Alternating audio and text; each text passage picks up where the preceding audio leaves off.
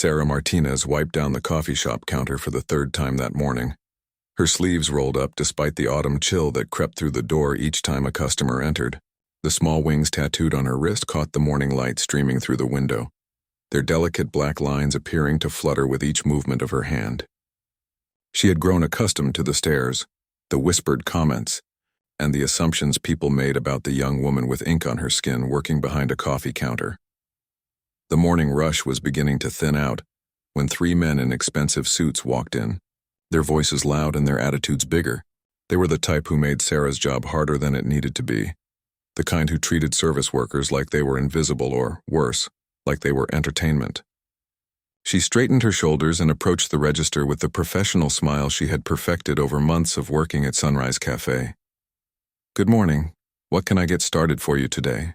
Sarah asked, her voice warm despite the cold look she was already receiving from the tallest man in the group. The man in the center, a broad-shouldered guy with graying temples and an air of self-importance, looked her up and down with obvious disapproval.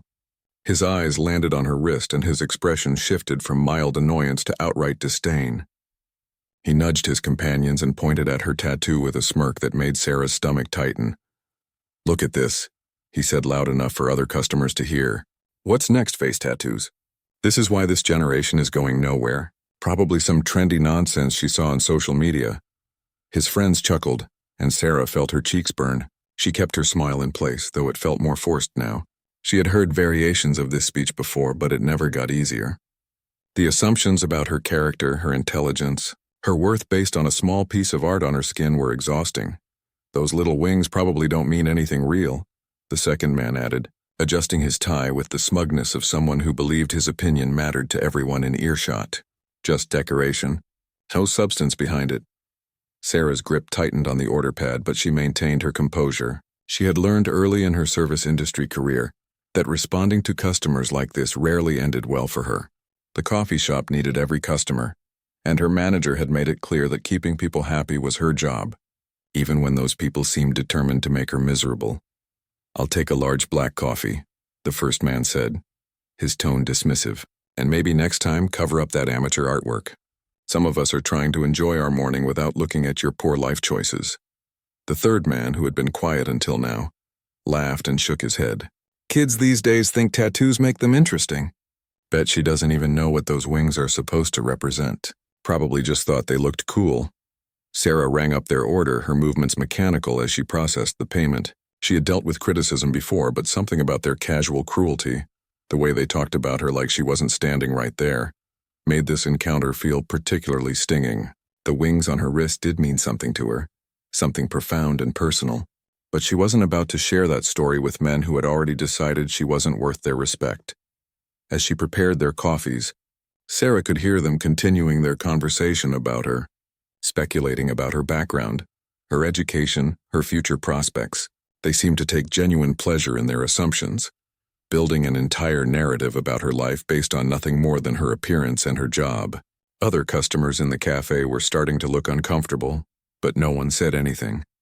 The morning crowd was typical for a Thursday in downtown Phoenix. Business people grabbing their caffeine fix before heading to offices, college students settling in with laptops for study sessions, and retirees meeting friends for their weekly catch-ups. Sarah knew most of the regulars by name and order, and they knew her as the friendly barista who remembered their preferences and always had a kind word. But today felt different. The 3 men had created an atmosphere of tension that seemed to spread through the small space. Sarah noticed other customers glancing over, some with sympathy, others with curiosity. She wondered if any of them would speak up if things escalated further, or if they would simply watch the show. The lead man checked his expensive watch with exaggerated impatience. "This is what happens when you hire people based on diversity quotas instead of merit," he announced to his companions. "Look at her. Probably never had a real job before this. Probably doesn't understand what it means to earn respect." Sarah set their coffees on the counter with steady hands, though inside she was fighting a mix of anger and hurt. She had worked hard to get where she was, had overcome obstacles these men couldn't imagine, and had earned every opportunity that came her way. But explaining that to people who had already made up their minds seemed pointless. "Have a great day," she said, her voice professional despite everything. The men took their drinks without thanks, still talking about her as they moved toward a table by the window. Sarah turned back to wiping down the counter, focusing on the familiar rhythm of the work to calm herself. The wings on her wrist seemed to pulse with each beat of her heart, a reminder of everything they truly represented. She thought about the story behind them, the sacrifice and courage they honored, and tried to draw strength from that memory. The cafe door chimed again, and Sarah looked up to see more customers entering. The morning was far from over, and she needed to shake off the encounter with the three men. But their words echoed in her mind, joining the chorus of similar comments she had heard throughout her time working at the coffee shop.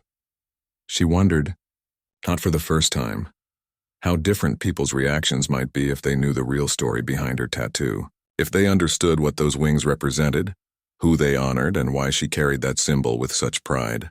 But that story wasn't something she shared easily, especially not with strangers who had already shown their true character.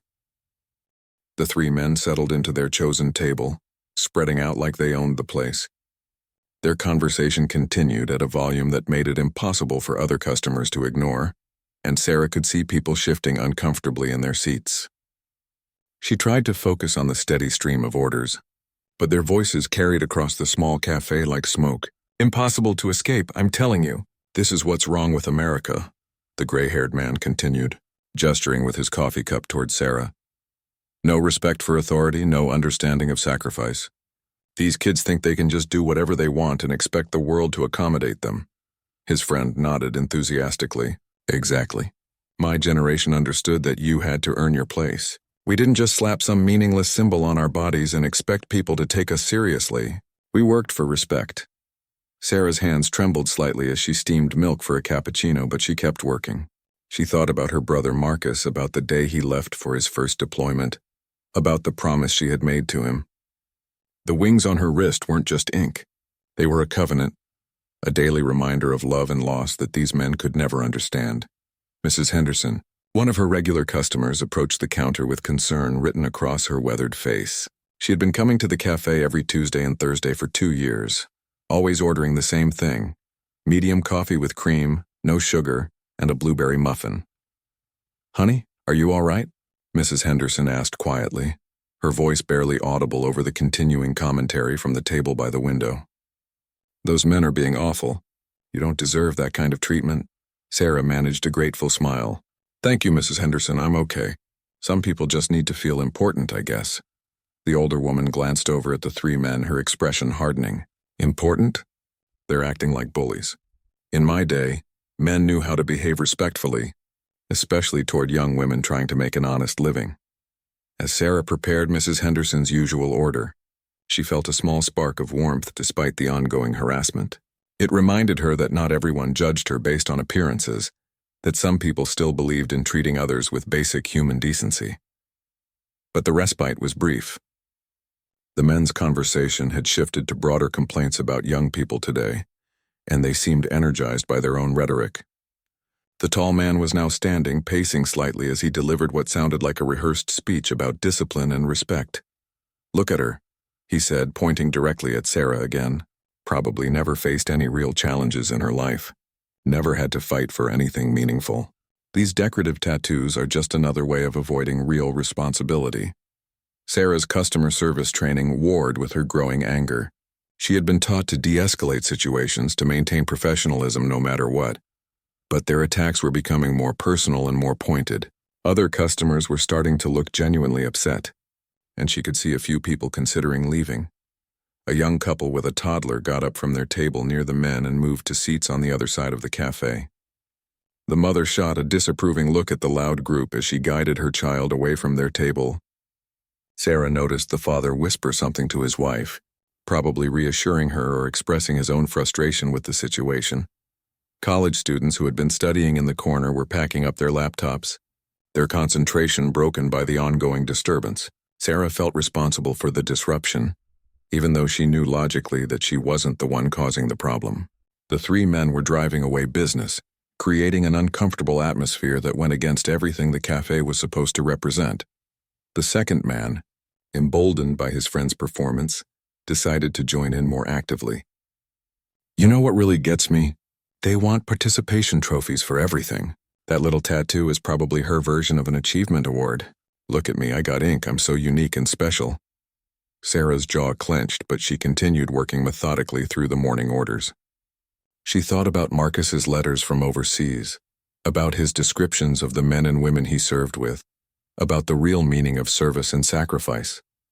These men talked about respect and discipline, but they had no idea what those concepts actually meant. A businessman at a corner table finally looked up from his laptop, his expression annoyed.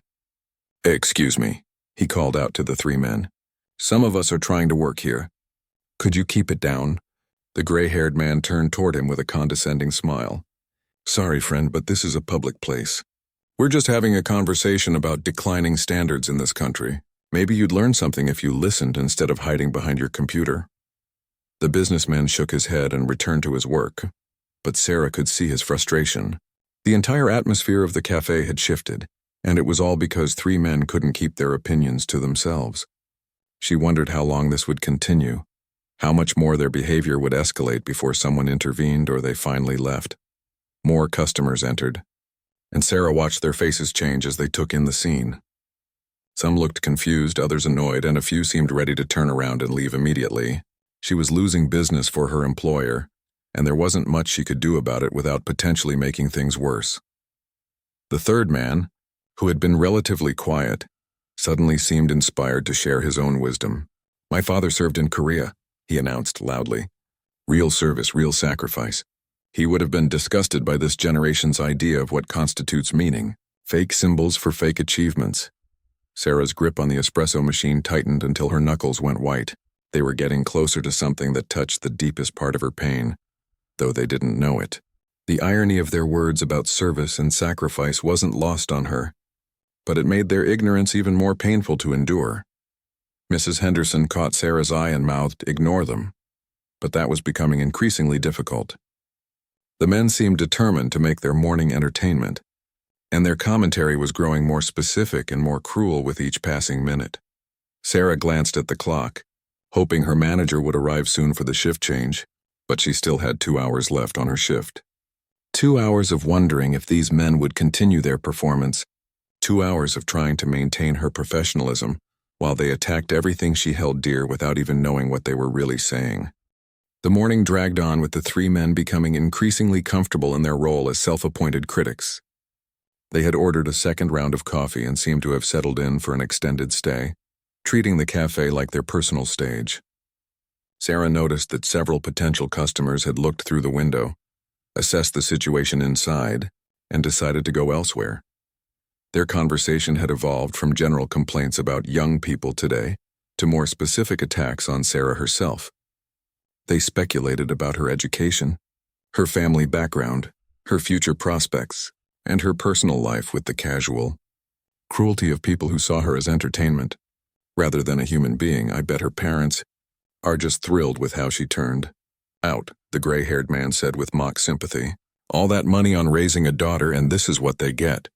A coffee shop worker with amateur tattoos who probably thinks she's making some kind of artistic statement. Sarah's throat tightened. Her parents had been incredibly proud of her, had supported every decision she made, had celebrated her accomplishments with genuine joy. They weren't alive to see these men mock their daughter, and somehow that made the attack feel even worse.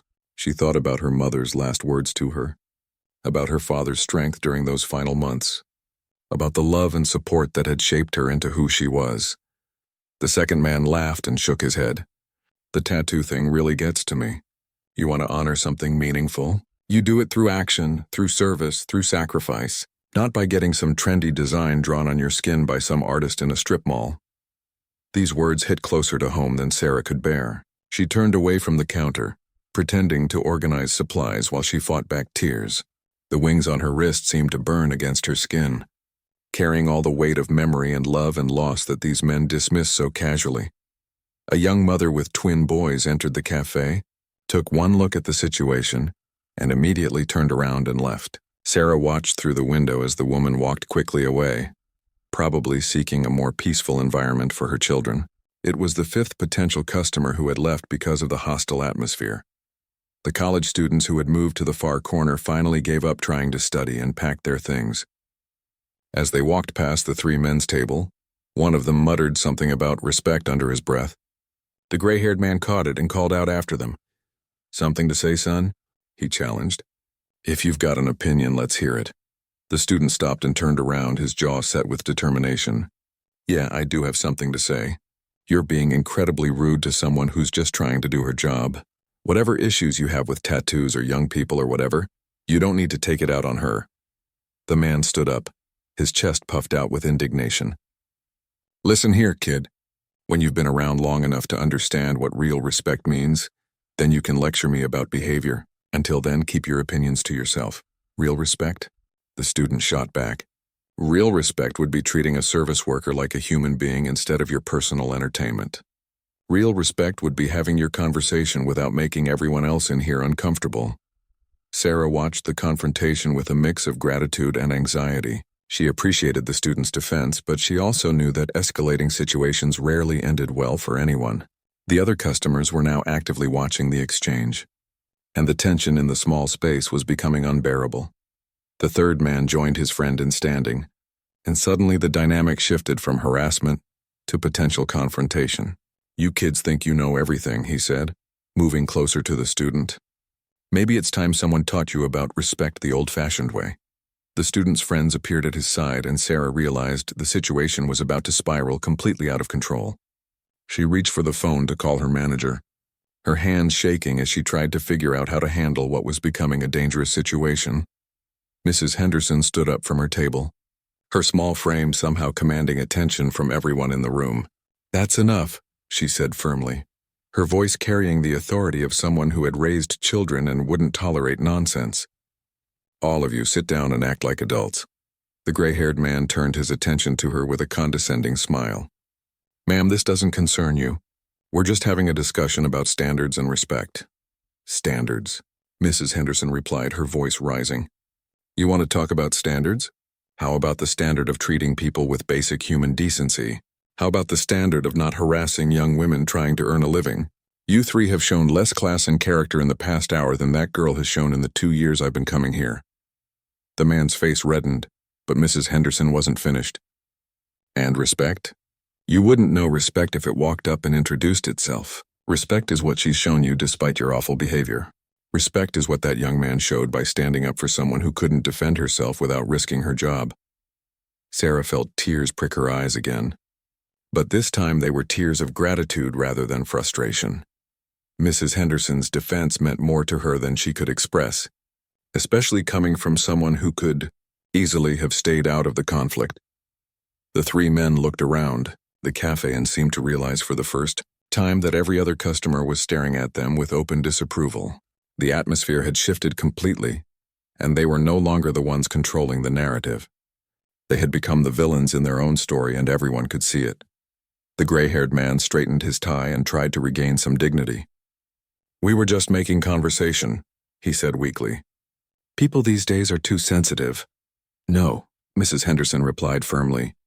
"People these days expect to be treated like human beings. Maybe that's a concept you should spend some time thinking about." The silence that followed was heavy with judgment. The three men looked at each other, clearly trying to decide whether to double down on their behavior or find a way to exit gracefully. Sarah held her breath, hoping they would choose to leave, but preparing herself for the possibility that things could get even worse. The confrontation had reached a stalemate when the cafe door opened with its familiar chime. Sarah looked up automatically, expecting another customer to witness the uncomfortable scene that had taken over her workplace. Instead, she found herself looking at a man who commanded attention without saying a word. He was tall but not imposing, probably in his early 40s, with the kind of posture that spoke of discipline and purpose. His clothes were casual but well-fitted, and he moved with the controlled grace of someone accustomed to being aware of his surroundings. What struck Sarah most was his eyes. They took in the entire situation in seconds, processing the tension and the positions of everyone involved. The three men who had been so confident moments before seemed to shrink slightly as the newcomer approached the counter. There was something about his presence that changed the energy in the room, though Sarah couldn't quite identify what it was. He wasn't threatening or aggressive, but he carried himself with an authority that was impossible to ignore. "Good morning," he said to Sarah, his voice calm and respectful. "Could I get a large black coffee and whatever pastry you'd recommend?" Sarah was grateful for the normalcy of the request after the chaos of the past hour. "Of course," she replied, her voice steadier than it had been in some time. "The blueberry scones are really good today." As she prepared his order, she was acutely aware that the entire cafe was watching the interaction. The three men had fallen silent for the first time since they arrived, and even the college students who had been preparing to leave were lingering to see what would happen next. The newcomer waited patiently while Sarah worked, and she noticed him glance around the cafe with the same careful attention he had shown when he entered. His gaze lingered on the three men's table, and Sarah saw something shift in his expression. Not anger exactly, but a kind of focused assessment that made her think he was someone accustomed to evaluating situations quickly and accurately. "Busy morning?" he asked conversationally as Sarah handed him his coffee. "You could say that," Sarah replied, attempting a smile. "Some days are more interesting than others." The man nodded and moved toward an empty table, but instead of sitting down, he paused near where the three men were seated. They looked up at him with a mixture of curiosity and wariness, clearly trying to figure out who he was and why he seemed so confident. "Excuse me," the newcomer said politely. "I couldn't help overhearing your conversation about respect and service. Mind if I join you for a moment?" The gray-haired man gestured to an empty chair with exaggerated courtesy. "Of course, friend. Always happy to talk with someone who appreciates traditional values." The newcomer sat down and took a sip of his coffee before speaking. "You mentioned something about earning respect through action and sacrifice. I'm curious about your perspective on that." The three men exchanged glances, clearly pleased to have found someone who seemed interested in their opinions. The second man leaned forward eagerly. "Exactly. This generation thinks they can just coast through life, get meaningless tattoos, and expect people to treat them like they've accomplished something." "Interesting," the newcomer replied thoughtfully. "And you believe that real service requires actual sacrifice? That symbols without substance are essentially worthless?" "Absolutely," the gray-haired man said emphatically. "Take that girl over there with her little wing tattoo. Probably saw it in some magazine and thought it looked cool. No understanding of what wings actually represent. No connection to real service or sacrifice." Sarah's hands stilled on the espresso machine as she listened to them discuss her again, this time with an audience who seemed genuinely interested in their perspective. She wondered if the newcomer was going to join in their criticism, or if he had some other reason for engaging with them. The third man, emboldened by what he perceived as support, decided to elaborate. "My grandfather served in World War II. Real service, real sacrifice. He earned the right to wear symbols of honor. These kids just appropriate them for fashion." The newcomer nodded slowly, his expression thoughtful. "Your grandfather sounds like a remarkable man." "What branch of service?" "Army," the man replied proudly. "Infantry. Saw action in the Pacific." "That takes real courage," the newcomer acknowledged. "I imagine he had strong feelings about the meaning of service and honor." The three men were warming to their topic now, sensing they had found someone who shared their values. They began sharing stories about family members who had served, about the decline of respect for military service, about their frustration with what they saw as a generation that took freedom for granted. Sarah continued working, but she found herself listening despite her earlier anger. There was something about the way the newcomer was conducting the conversation that felt different from a typical agreement or disagreement. He wasn't challenging them directly, but he wasn't exactly endorsing their views either. "You know," the newcomer said, after listening to several minutes of their stories, "it sounds like military service runs in your families. That's something to be proud of." "What about your own service? Which branches?" The question hung in the air with unexpected weight. The three men looked at each other, and Sarah noticed a subtle shift in their body language. The confident postures became slightly more defensive, and their earlier enthusiasm dimmed noticeably. "Well," the gray-haired man began, "I was going to enlist, but I had college deferments. And then I got married, started a business. You know how it is," the second man nodded quickly. "Same here. Had family obligations, couldn't leave my aging parents. But we've always supported the troops, always respected military service." The third man shifted uncomfortably. "I had a medical deferment. Knee problems from high school football. Wanted to serve, but they wouldn't take me.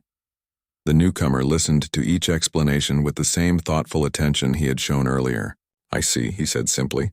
So your respect for military service comes from family tradition and personal values, rather than direct experience.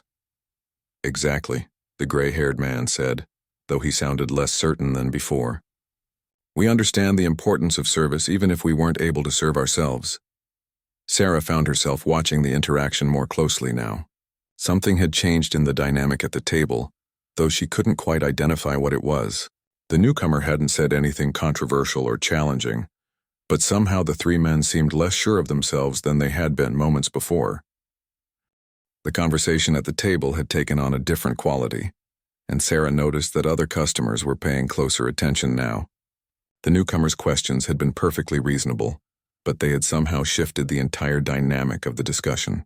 The three men who had been so confident in their criticisms earlier now seemed to be working harder to justify their positions. You mentioned that symbols without substance are meaningless, the newcomer continued, his tone still conversational. I'm curious about how you determine whether someone has earned the right to display military symbols.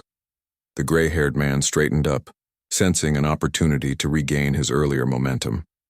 It's obvious, isn't it? Real veterans, people who've actually served, they understand the weight of these symbols. They don't just slap them on for decoration.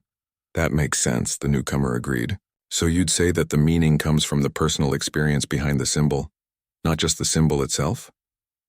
Exactly, the second man chimed in. Context matters, service matters, sacrifice matters. The newcomer nodded thoughtfully and glanced toward Sarah, who was trying to appear busy while following every word of the conversation. What about family members of service personnel? Do you think they might have a different kind of understanding of these symbols? The question seemed innocent enough, but Sarah noticed that the three men hesitated before answering. They looked at each other uncertainly, as if they sensed they were walking into territory they hadn't fully considered. Well, the third man said slowly, I suppose family members make sacrifices too in their own way. But it's not the same as actually serving. Not the same, certainly, the newcomer agreed. But still meaningful? Still earned through personal experience with loss and sacrifice. The gray-haired man was beginning to look uncomfortable. Sure, family members sacrifice too. But that doesn't change the fact that some people just get tattoos because they think they look cool, without any real connection to what they represent. The newcomer took another sip of his coffee and smiled slightly. You're absolutely right about that. Some people do get military symbols without understanding their meaning. It would be terrible to assume someone's tattoo was meaningless without knowing their story, wouldn't it?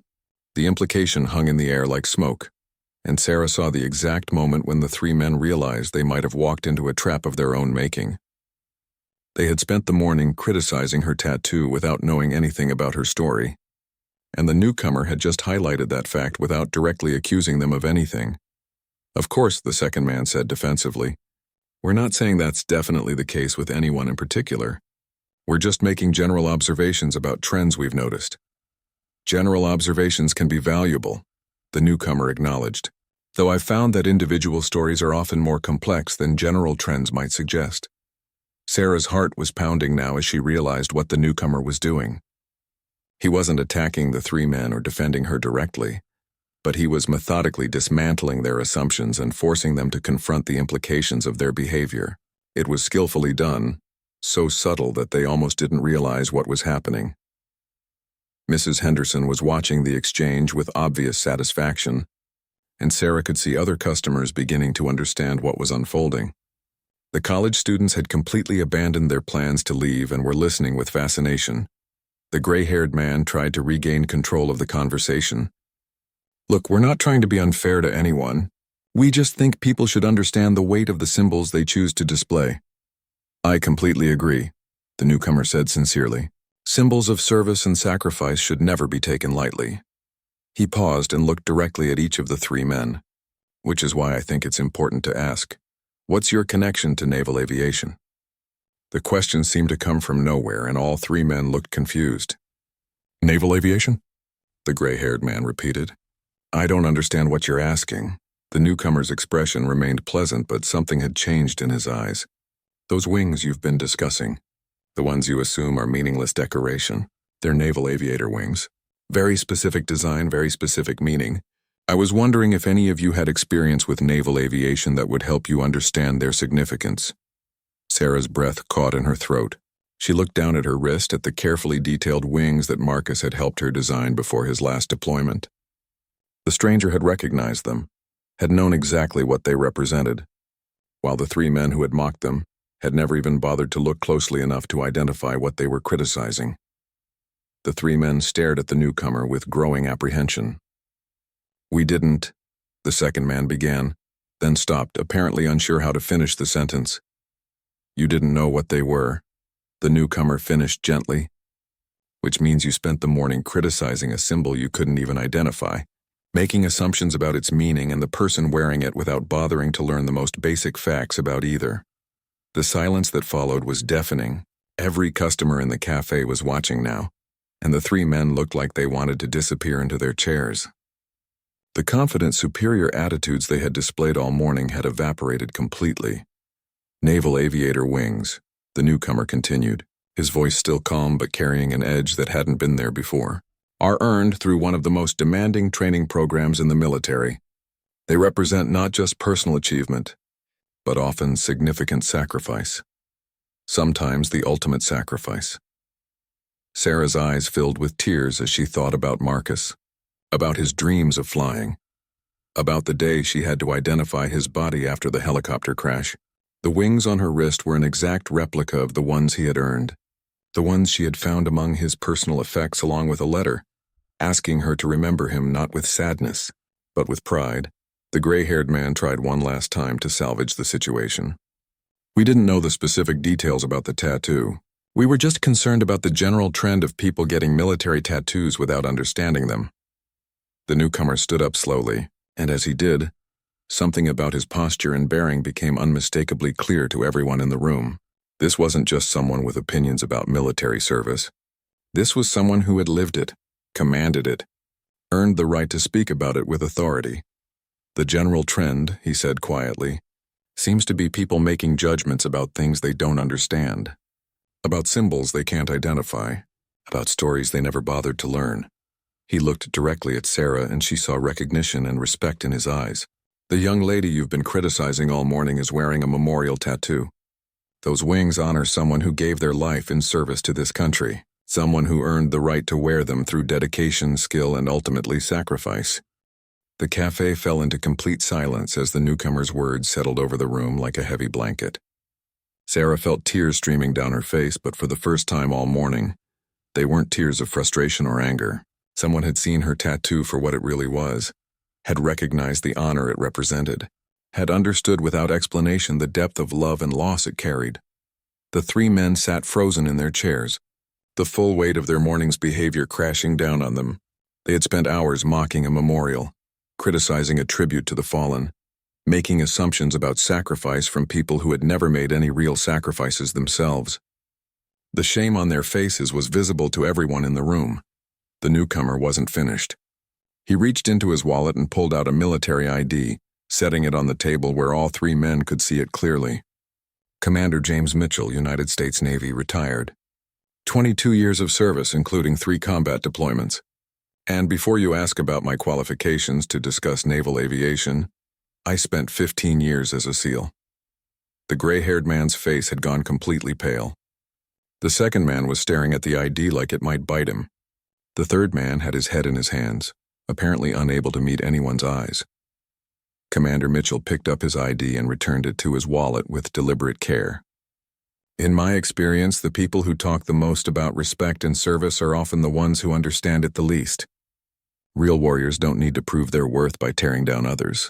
They don't need to make assumptions about people's stories because they're secure enough in their own." Mrs. Henderson started clapping slowly, and the sound echoed through the quiet cafe. The college students joined her, then the businessman in the corner, then every other customer in the room. Sarah found herself at the center of an ovation that felt like vindication for every cruel word, every unfair assumption, every moment of mockery she had endured. Commander Mitchell walked over to the counter, leaving the three men to contemplate their shame in private. "I'm sorry you had to endure that," he said to Sarah, his voice gentle now. "No one should have to defend their right to honor the fallen. especially not while they're trying to work. Sarah wiped her tears and managed a smile. Thank you. I didn't know if anyone would understand what the wings really meant. Naval aviator wings are unmistakable once you know what to look for, the commander replied. They're also not something people wear lightly. Who did they belong to? My brother Marcus, Sarah said, her voice steady despite her emotions. Lieutenant Marcus Rodriguez, Navy pilot. He was killed in a training accident 3 years ago. The wings are exactly like the ones he earned. I got them so I could carry a piece of him with me always. Commander Mitchell nodded with the understanding that came from personal experience with loss. He would be proud to know you're honoring him this way.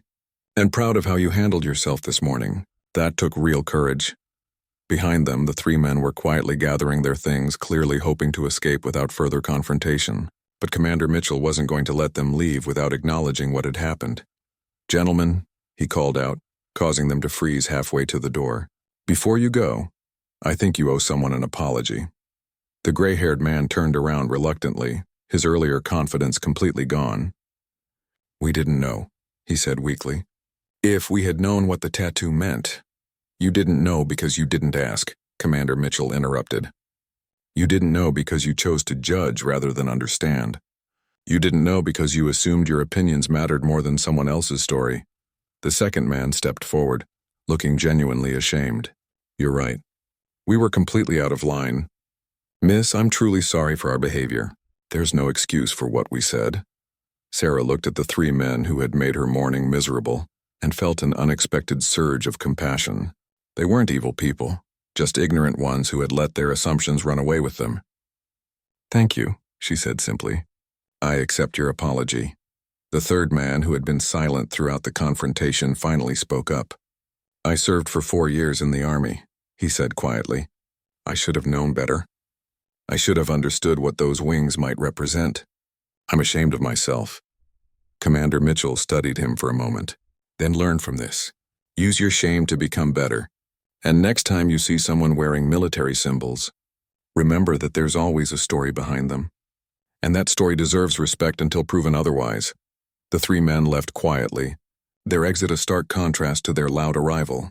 The cafe slowly returned to normal. But Sarah noticed that several customers made a point of coming up to thank her for her service and to express their condolences for her brother. Mrs. Henderson gave her a long hug and whispered that she was proud of. As the morning rush finally ended, Commander Mitchell remained at his table, working on what appeared to be military documents. Sarah brought him a fresh cup of coffee and the blueberry scone he had ordered but never eaten. On the house, she said. It's the least I can do for someone who understood. He looked up from his papers and smiled. I had a younger sister who served as a Navy corpsman. She was killed by an IED in Afghanistan. I know what it means to carry someone's memory, to want to keep their service alive in some visible way. Sarah felt a connection with this stranger who had appeared at exactly the right moment, who had seen through the morning's chaos to recognize what really mattered. Do you think they learned anything today? Those 3 men? Commander Mitchell considered the question seriously. I think they learned that their assumptions have consequences. Whether they choose to change their behavior in the future is up to them. But you handled yourself with more grace than they deserved, and everyone in this room saw that. As Sarah returned to her work, she touched the wings on her wrist and thought about Marcus. He had always told her that the real measure of a person wasn't what they accomplished when things were easy, but how they responded when things got difficult. She had been tested this morning, and while it hadn't been pleasant, she felt like she had passed. The cafe door chimed again, and new customers entered, beginning another chapter of another ordinary day. But Sarah knew this morning would stay with her, not because of the cruelty she had endured, but because of the kindness that had ultimately prevailed. Her brother's wings had been recognized, honored, and defended by someone who understood their true meaning. Sometimes, Sarah realized, the universe sends exactly the right person at exactly the right moment. And sometimes, truth and honor find a way to shine through even in the darkest situations.